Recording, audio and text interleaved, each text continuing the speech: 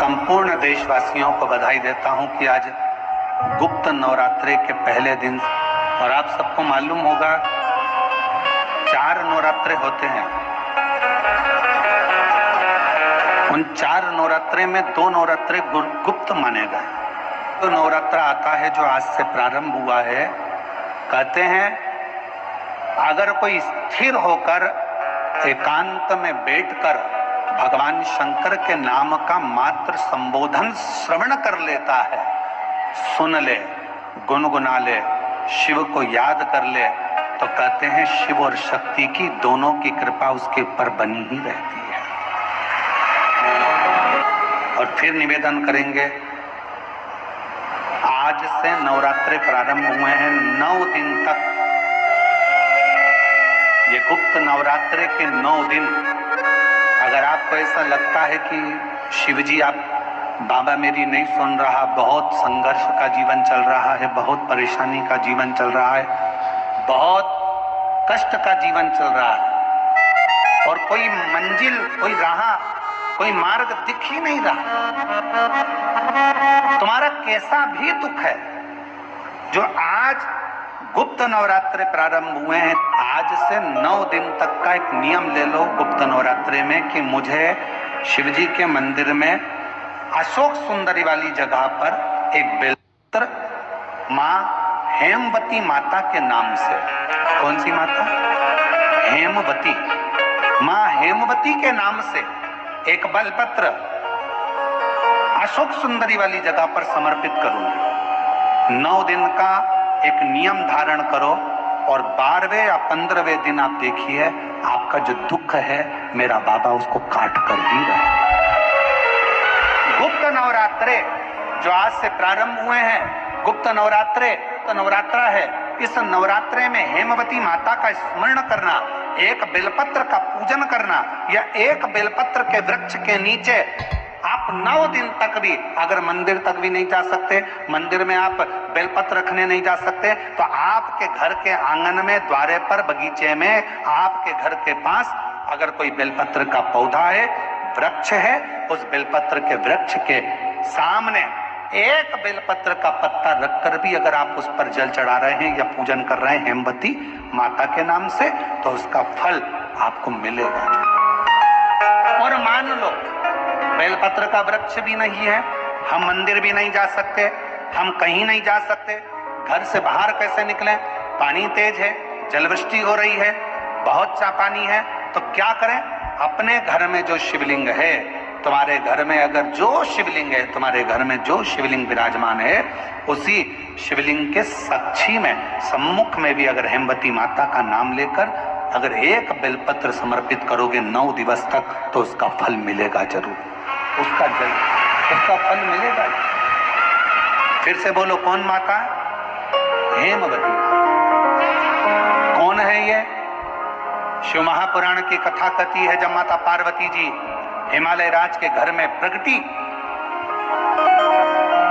और हिमालयों की कंदरा में बैठकर मां पार्वती जी जब तप साधना में लीन हुई, जितनी परीक्षा भगवान शंकर ले सकते थे शिव जी ने सारी परीक्षा ली। ब्रह्मदेव परीक्षा लेने आए, भगवान नारायण परीक्षा लेने आए, इंद्रदेव आए, सप्तऋषि आए, सारे साधु संतों को परीक्षा लेने भेजा, पर मां उन परीक्षाओं में पास होती चली गई। तब भगवान शंकर ने दर्शन देकर कहा, पार्वती आज से तुम्हारा नाम हेमवती रहेगा। सुनो पार्वती, तुम्हारे इस नाम की आराधना जो तुम्हारे गुप्त स्वरूप में करेगा, उसको मनवांछित फल की प्राप्ति हो जाएगी। और वो फल, आज कथा अगर प्रारंभ हुई है और आप लोगों को मौका मिला है, तो इस कथा का स्मरण अपने जीवन में जरूर करें।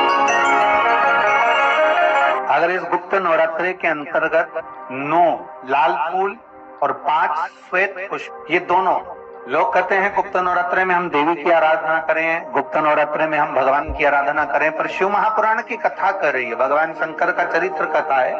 अगर आपने देवी भागवत का स्मरण किया हो या भगवान शिव की एक पवित्र आनंदमय कथा स्कंद पुराण के काशी खंड में अगर सुनी हो या उसमें भी नहीं पढ़ पाए हो, तो शंगी ऋषि के चरित्र में आता है, शंगी बाबा ने वर्णन किया है कि किसी भी स्थान पर यदि हमारे घर में 2 शिवलिंग है, नहीं है, तो किसी अपने घर के गमले में, बगीचे में 2 पार्थिव लिंग का निर्माण, उसमें एक शिव जी का स्मरण करें और एक में माता पार्वती जी का स्मरण। एक पर 9 पुष्प लाल और एक पर श्वेत पुष्प 5 समर्पित करें। बाबा की आराधना करें, घी का दीप लगाएं, पूजन करें और बाद में उन शिवलिंग को, उन पुष्पों को विसर्जन कर, किसी भी नदी में, तालाब में, बावड़ी में, वहां नहीं विसर्जन कर सकते हैं तो किसी वृक्ष के नीचे उनका विसर्जन कर। और ये नवरात्रे, ये जो गुप्त नवरात्रे हैं, इस महीने में जो गुप्त नवरात्रे आती है, इसी के अंतर्गत इसका पूजन है।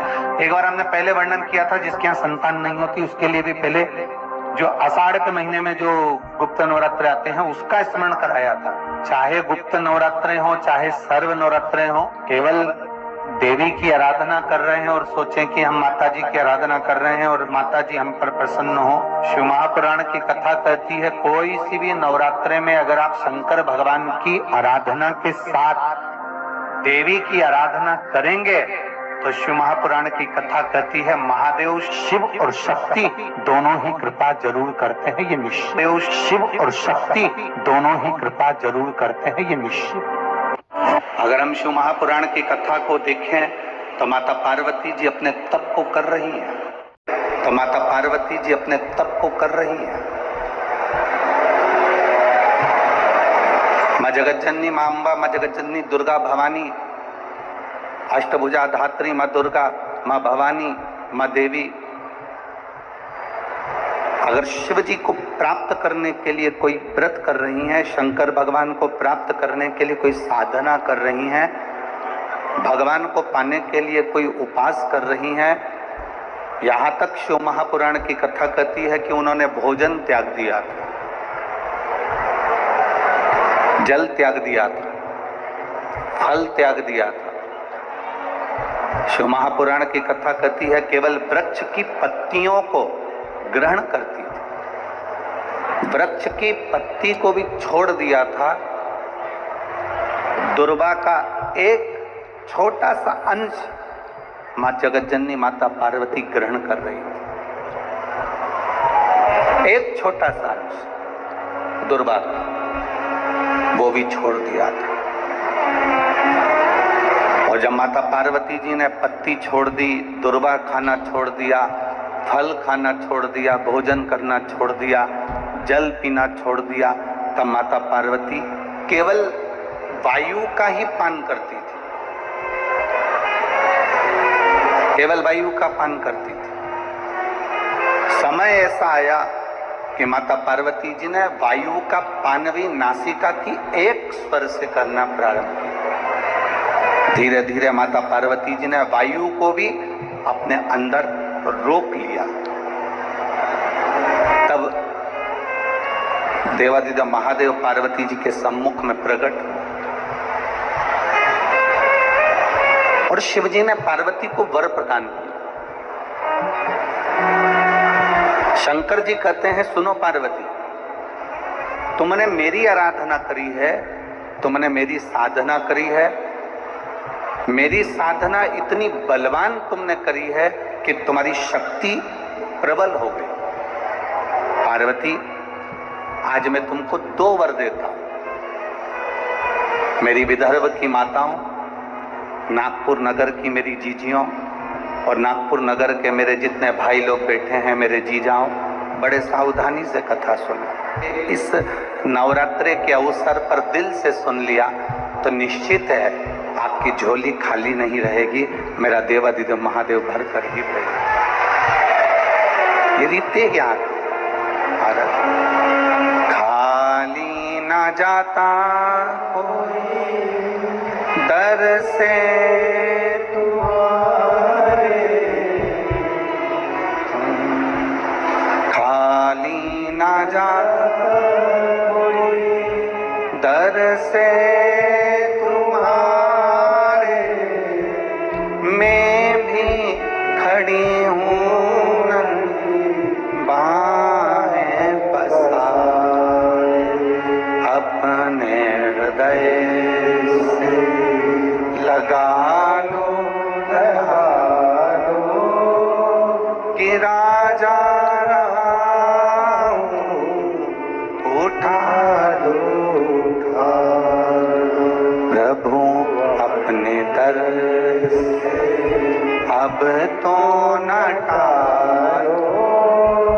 गिरी जा रही हो, उठा लो।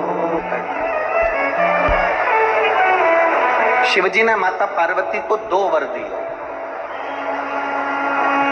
और वो दोनों वर आपके ध्यान में रहना चाहिए, आपके स्मरण में रहना चाहिए। शंकर भगवान ने माता पार्वती को 2 वर दिए जब माता पार्वती ने तप साधना करी। पहला वर मां पार्वती जी को देते हैं भगवान देवादिदेव महादेव, जो नारी तप साधना करे। पहला वर मां पार्वती जी को देते हैं भगवान देवादिदेव महादेव, जो नारी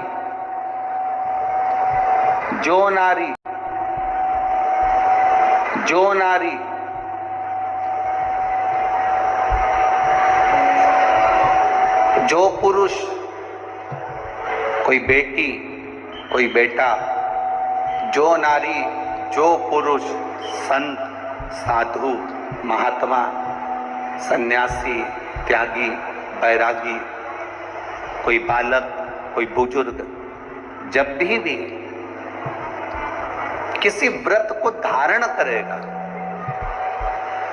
कोई भी व्रत हमने अपनी जिंदगी में उठा लिया, कोई व्रत धारण करेगा तो शंकर भगवान कहते हैं उस व्रत को पूर्ण करने की शक्ति बल पार्वती तुम और मैं शिव और शक्ति दोनों प्रदान करेंगे।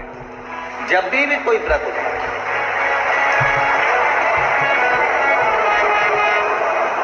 आपने अगर कोई नियम ले लिया अपनी जिंदगी में कि मुझे ये कार्य करना है, तो वो कार्य पूर्ण करने की जवाबदारी भोलेनाथ जी की। आप अपनी मेहनत करो, आप अपना कर्म करो, अपने कर्म में कभी पीछे मत हटो, अपनी मेहनत में कभी पीछे मत हटो। आपने सोच लिया कि मुझे डॉक्टर बनना है, आपने सोच लिया कि मुझे इंजीनियर बनना है, आपने सोच लिया कि मुझे एक अच्छा अधिकारी बनना है, तो मेहनत तुम्हें करना है। जितनी कर सकते हो उतनी मेहनत करो, जितना कर्म कर सकते हो उतना कर्म करो, जितनी पढ़ाई कर सकते हो उतनी पढ़ाई करो।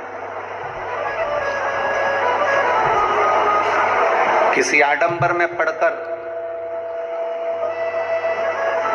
कोई तुमसे कह दे कि मेरे पास आकर बैठ जाना, मैं तुमको ऐसा भभूति बनाकर दे दूंगा कि जिससे तुम पास हो जाओगे या जिससे तुम उत्तीर्ण हो जाओगे या तुम्हारी नौकरी लग जाएगी। ना ना ना, अपनी मेहनत अपना कर्म अपने को करना है, तब हम उन्नति की सीढ़ी पर चढ़ सकते हैं, आगे बढ़ सकते हैं। अपनी उन्नति की सीढ़ी पर चढ़ने के लिए अपनी मेहनत जरूरी है, अपनी मेहनत। आप अगर मेहनत करो ही नहीं और सोचो कि आप बहुत ऊपर की ओर बढ़ जाओ तो बड़ा कठिन।